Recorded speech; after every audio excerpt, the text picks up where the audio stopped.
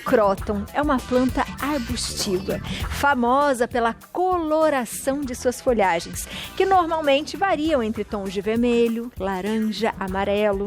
Uma das razões de sua popularidade é que ela fica bem tanto em vasos quanto em canteiros, seja em ambiente externo ou interno. Gostou? Adapta em tudo, né?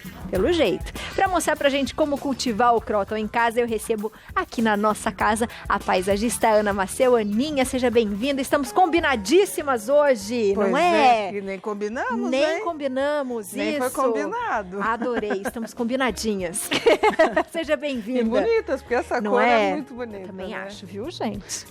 E a gente está combinando com elas tudo. Também, né? Também tudo acho. Combinadinho, né? Eu adorei o nome, porque quando fala crótons, eu que sou aquela da comida, já penso naquelas torradinhas pequenininhas que a gente come com a sopa, que a gente põe na salada, né? Verdade. E quando eu vi que ela ainda é mais bonita do que eu imaginava, fiquei curiosa. São lindas, né? Muito lindas. Ela é flex assim mesmo? Vai tanto dentro de casa quanto fora? Ela é flex, ela vai dentro, vai fora, ela fica muito bem. A gente tem que levar em consideração que todas as plantas são de fora, né? Faz parte da natureza. Da natureza. Aqui elas estão confinadas num vaso, mas se a gente coloca no chão, num jardim, ela pode chegar a 3 metros de altura, né? Demais. Então ela fica bem grande. Mas sem vaso, por muitos anos a gente vai conseguir mantê-la, né? Então fica muito bem dentro. Ela é muito flex mesmo, nesse sentido, porque ela se adapta muito bem.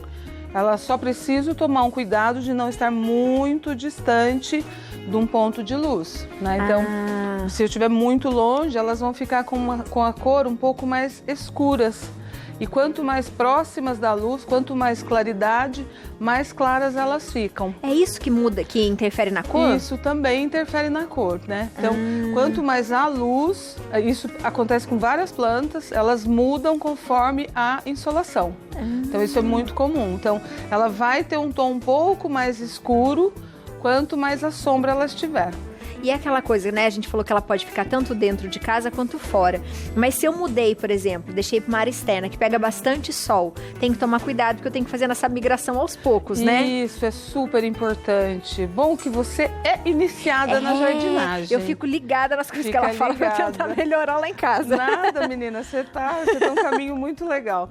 Exatamente isso. O recomendado é que no prazo, né? Se eu tenho uma planta, ela está num vaso, ela está no chão, eu quero levar para a externa, que eu faça isso em uns 10 a 15 dias. Então eu coloco ela um pouco para o sol, tomo um solzinho das 10 da manhã, né, vamos dizer, das 8 às 10, guardo ela de novo, no outro dia eu coloco ela das 10 às 11, então eu vou fazendo isso durante um tempo. Né, até que chega no final eu consigo deixá-la no sol pleno mesmo. Porque se eu fizer de uma hora para outra, ela vai queimar e a gente perde folhas e ela demora muito tempo para se recuperar. Porque a gente tem que levar em consideração que as plantas, de modo geral, elas têm os pés, as raízes fincadas na terra, elas não são, vamos dizer, próprias para mudar, né? A nossa tecnologia, a nossa condição de vida fez com que isso acontecesse e a gente consegue ter as plantas em vasos. Mas isso é uma coisa muito recente para as plantas, né? Então, elas precisam desse tempo, elas precisam de um tempo maior. E às vezes elas chegam a 2 anos para se adaptar completamente ao local.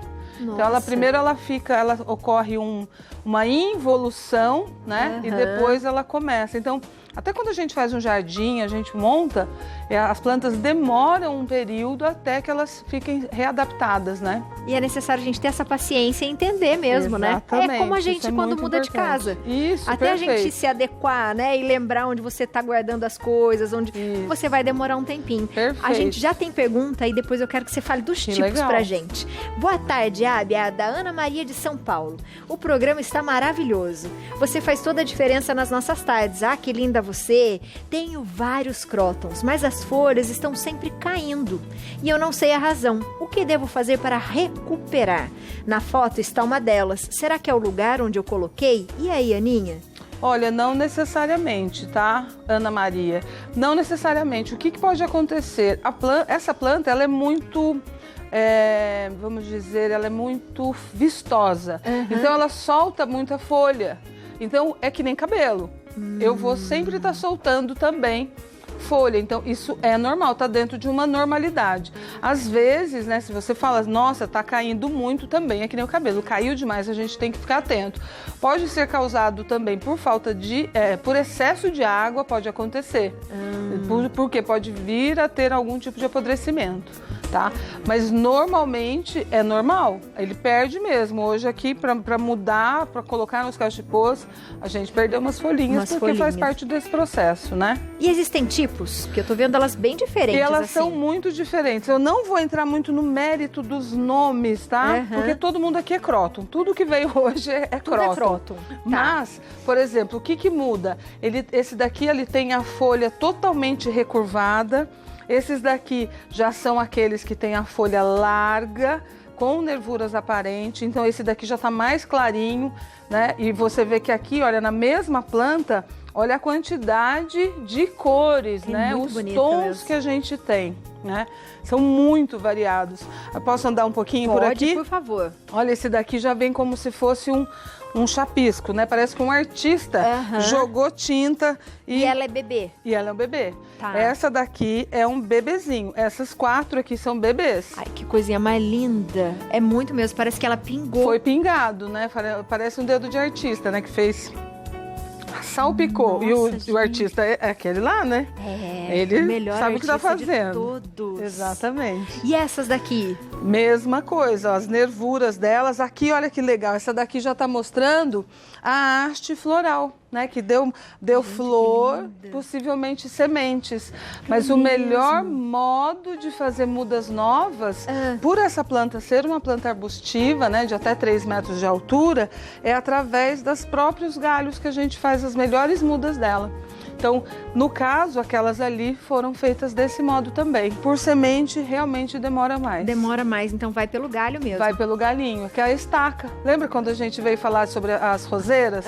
E nós falamos de como que fazer estaca, né? Então, é o mesmo sistema, o mesmo modo de fazer estaca. Para eu cuidar bem dela, o que eu tenho que ter em mente? Olha, nunca colocar água demais. Lembrar que dentro de casa, numa área mais sombreada, a gente vai ter possivelmente uma cochonilha que dá pra gente cuidar. Que gosta delas, que né? gosta muito delas. E a gente consegue cuidar com sabão, aquele produtinho legal que a gente falou também, né? Que é o sabão de coco. Isso, diluído em água, naquela proporção que a gente já andou falando, né? Legal. Dos e aí eu nossos limpo encontros. ela. Posso passar com um paninho, um algodãozinho e sempre passando por baixo das folhas, porque a gente tem que imaginar que esses bichinhos, as cochonilhas principalmente, elas gostam de ficar em lugares mais escurinhos. Elas não vão ficar na cara da gente. Exatamente. Então elas ficam geralmente embaixo das folhas. E o Croton, ele costuma ter. As cochonilhas amam ficar nessa planta.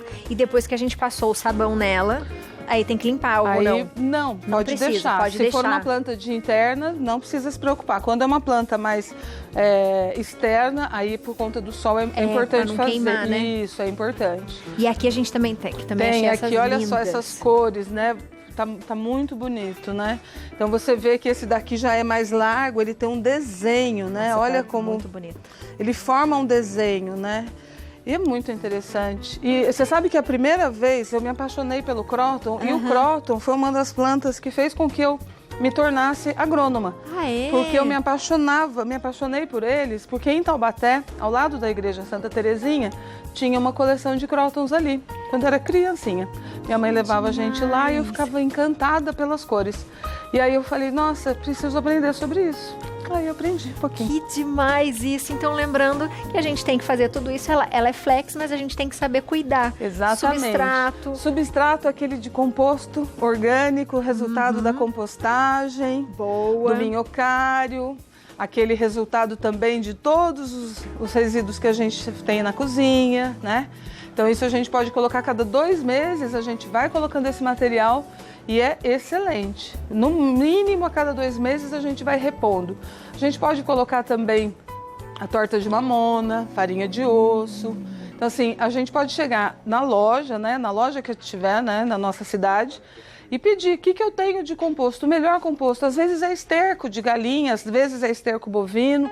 Então todos esses materiais são muito utilizados e vão fazer com que a planta floresça.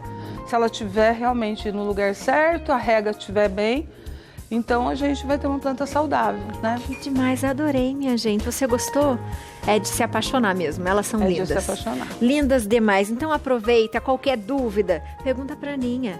@Jardins da Ana, tudo junto. E o telefone é o 12 99148 1984. Aninha, seja bem-vinda sempre. Muito obrigada, foi um prazer. Prazer foi meu, Equipe adorei. Linda.